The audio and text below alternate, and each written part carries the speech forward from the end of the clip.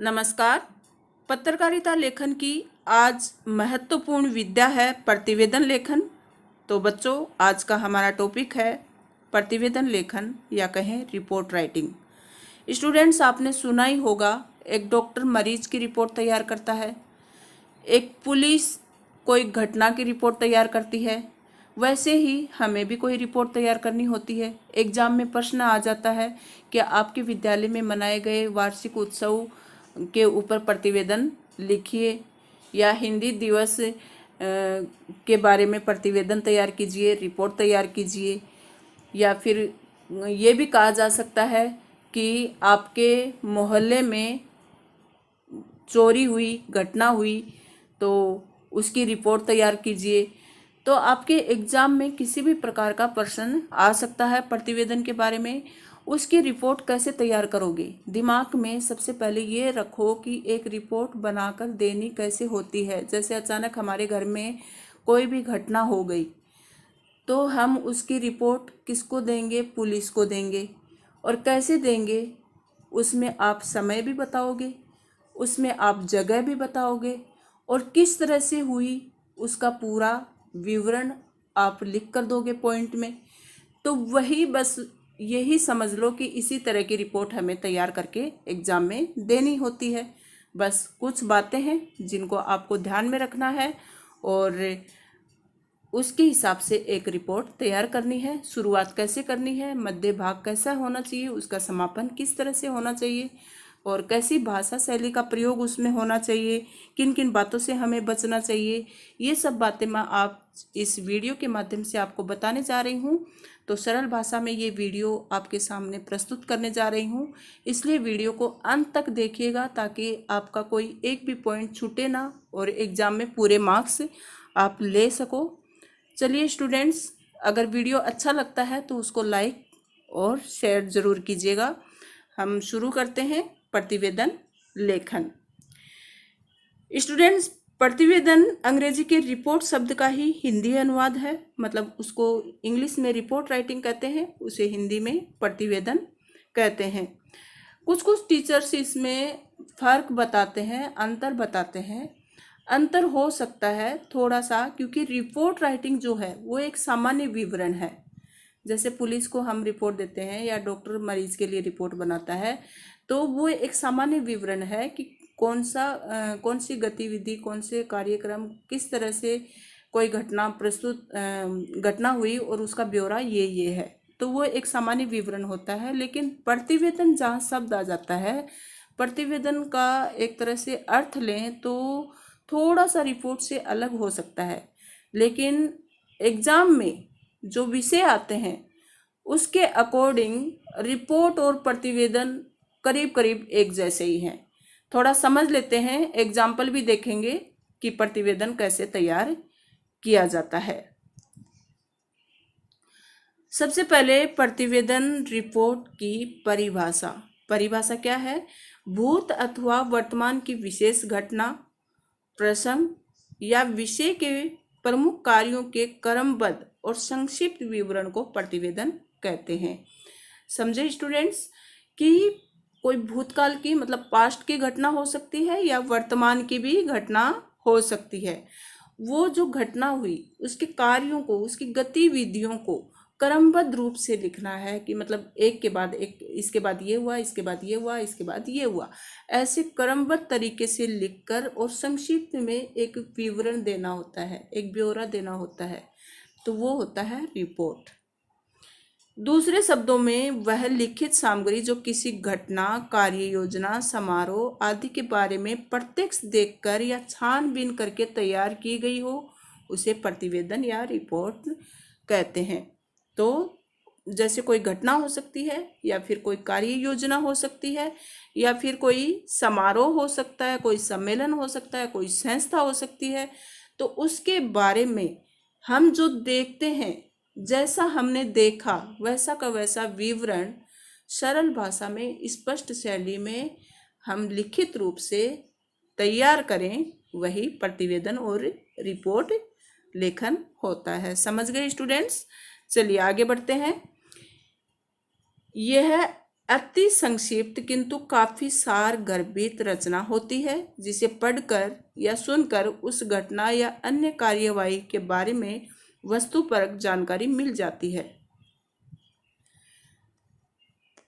तो बहुत ही सारगर्भित मतलब उसका कुछ ना कुछ अर्थ जरूर निकलता है, और इससे किसी कार्य की स्थिति और प्रगति की सूचना मिल जाती है कि किस तरह का कार्यक्रम हुआ। तो उससे कम से कम हमें ये आइडिया लग जाता है कि स्थिति क्या है और प्रगति मतलब उसकी प्रोग्रेस क्या है। जैसे कोई भी घटना है तो घटना का पूरा विवरण हम अगर रिपोर्ट के रूप में तैयार करते हैं तो ये वहाँ का पता चल जाता है कि उधर की स्थिति और प्रगति कैसी है।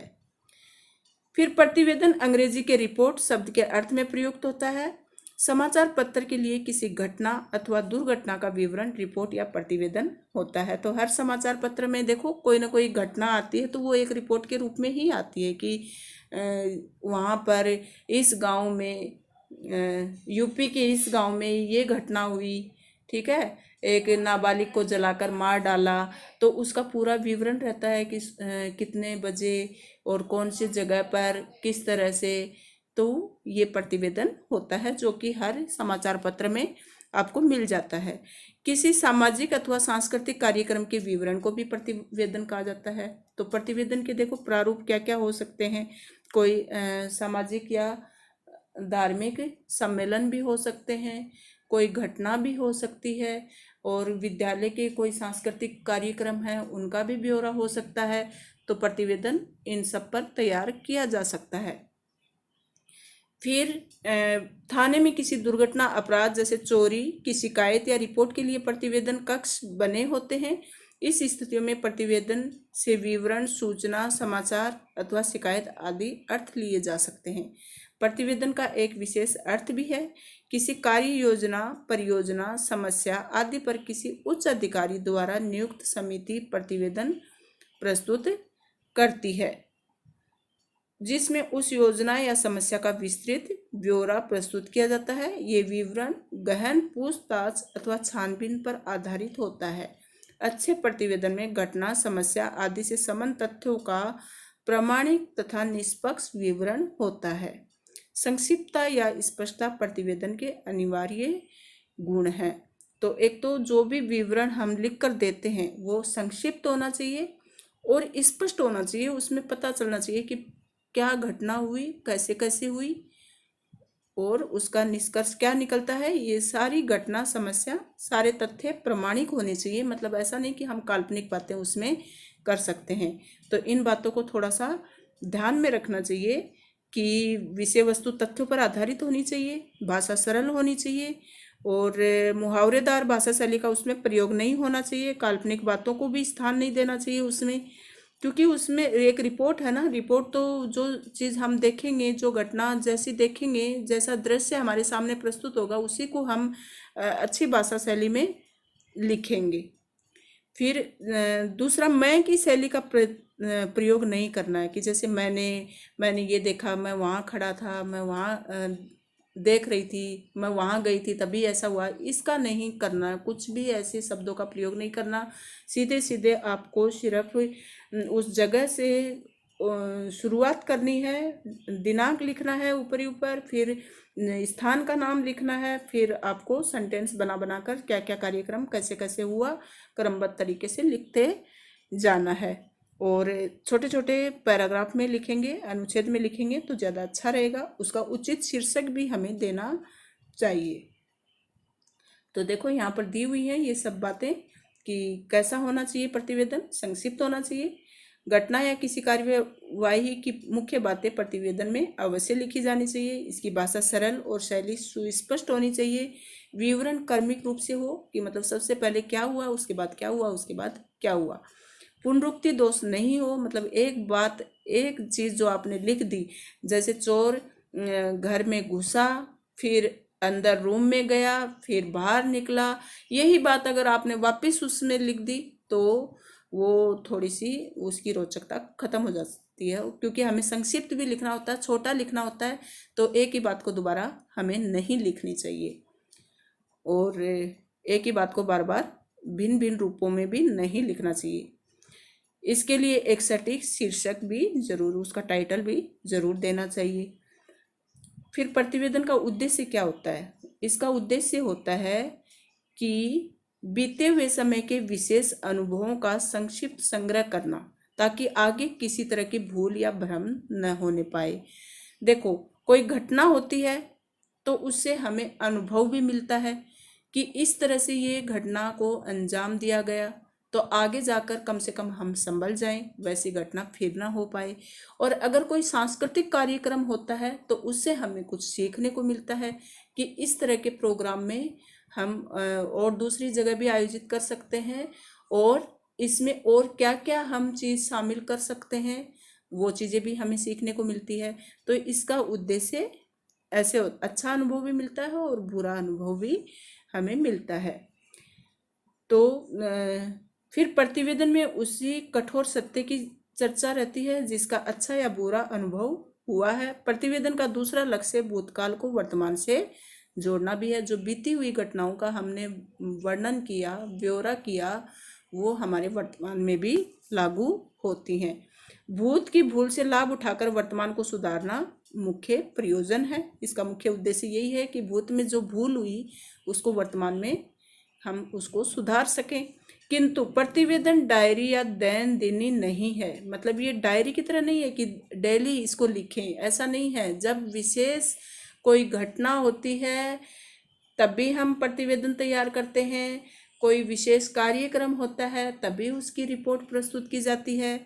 प्रतिवेदन में यथार्थ की तस्वीर रहती है, मतलब जो चीज़ें हमने देखी वैसा ही वर्णन हम उसमें करते हैं। और डायरी में यथार्थ के साथ लेखक की भावना, कल्पना और प्रतिक्रिया भी व्यक्त होती है।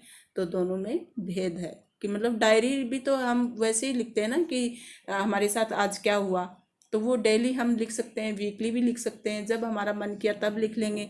लेकिन डायरी में क्या होता है ना कि जो लिखने वाला होता है वो अपनी भावनाएं भी उसमें रखता है कि मुझे ऐसा महसूस हुआ, तब मैं ये सोच रहा था। लेकिन इसमें तो मैं का प्रयोग करना ही नहीं है प्रतिवेदन में। प्रतिवेदन में तो जो हमने घटना देखी उस घटना को बस एक रिपोर्ट के रूप में तैयार करके देना होता है।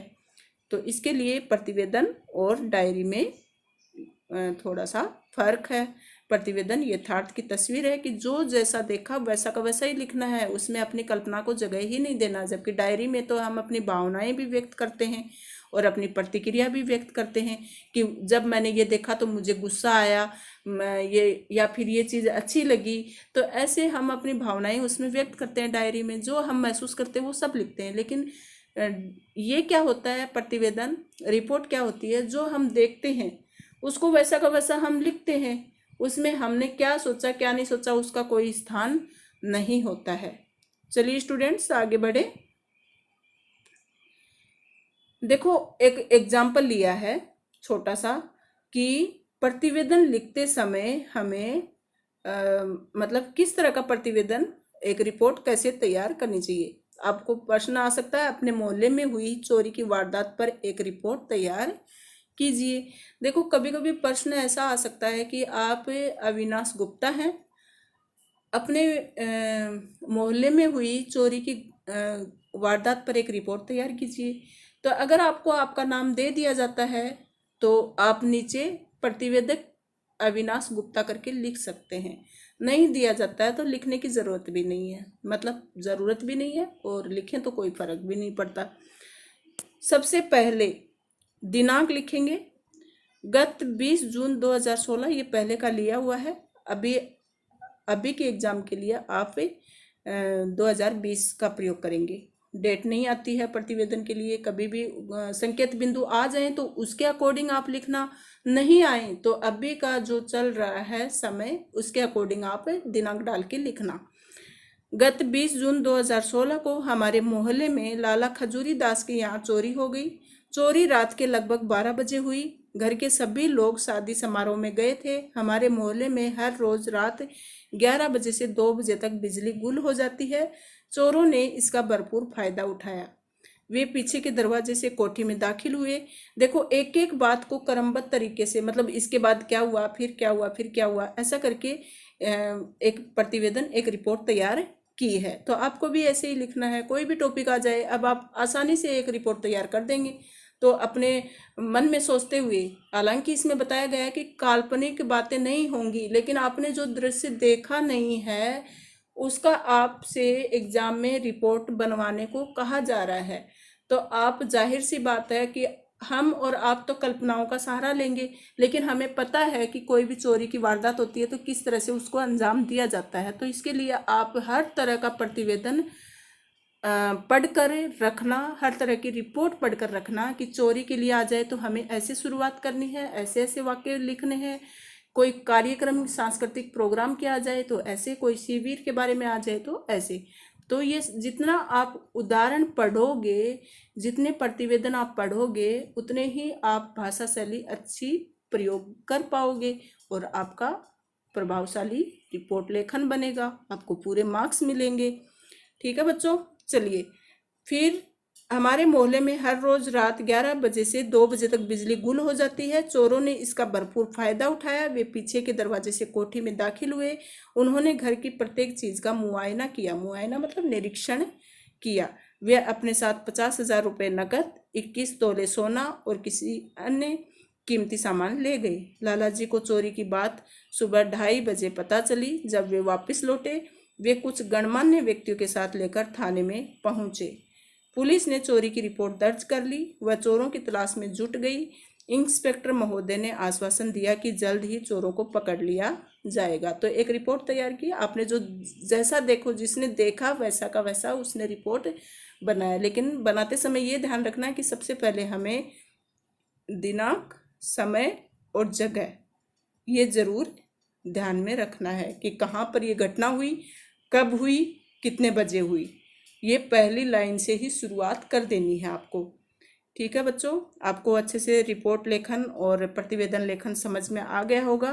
और इसका एक और एग्जाम्पल यहाँ दिया हुआ है, जो कि आप देख सकते हैं कि विद्यालय में रक्तदान शिविर का आयोजन किया गया। तो देखो यहाँ शब्द सीमा भी दी हुई है, और वैसे शब्द सीमा की कोई लिमिट नहीं है कि कितने शब्दों में हम लिखें। ऐसा कुछ प्रतिवेदन के लिए कोई ढांचा तैयार नहीं किया गया। वो बहुत बड़ा भी हो सकता है और बहुत छोटा भी हो सकता है, लेकिन इतना भी छोटा नहीं हो कि उसमें आप सारी बातें इंक्लूड नहीं कर पाएँ, और इतना भी बड़ा नहीं हो कि उसमें आप बार बार एक ही बात को 10 तरीके से उसमें बताएं, कि मतलब सारी घटनाओं का वर्णन हो जाए और संक्षिप्त रूप में हो जाए और स्पष्ट शैली में हो जाए, ताकि सामने वाले को, पाठक को अच्छे से समझ में आ जाए। तो आपको आशा है अच्छे से ये समझ में आ गया होगा। चलिए स्टूडेंट्स, इसमें देखो लास्ट में नारायण शंकर कक्षा 11वीं ऐसा करके अपना नाम भी डाला है, तो आप अपना नाम डाल सकते हैं। ऐसा कुछ वो नहीं कि इसमें आपके मार्क्स कटेंगे, क्योंकि प्रतिवेदन आप तैयार कर रहे हैं ना, तो प्रतिवेदक करके आप लिख सकते हैं। थैंक यू स्टूडेंट्स, आपको अच्छा लगा होगा। और मैं चाहती हूँ कि आज का न्यूज़पेपर जो है वो उठाएं, और उसमें जो प्रतिवेदन आपको मिलता है, ऐसी वाली न्यूज़ आपको मिलती है जिसमें एक रिपोर्ट के रूप में एक समाचार आपको दिख रहा है, तो उसका फ़ोटो क्लिक करके मेरे व्हाट्सएप नंबर पर ज़रूर सेंड करें, ताकि मैं समझूंगी कि आपको प्रतिवेदन और रिपोर्ट लेखन अच्छे से समझ में आ गया। Thank you students.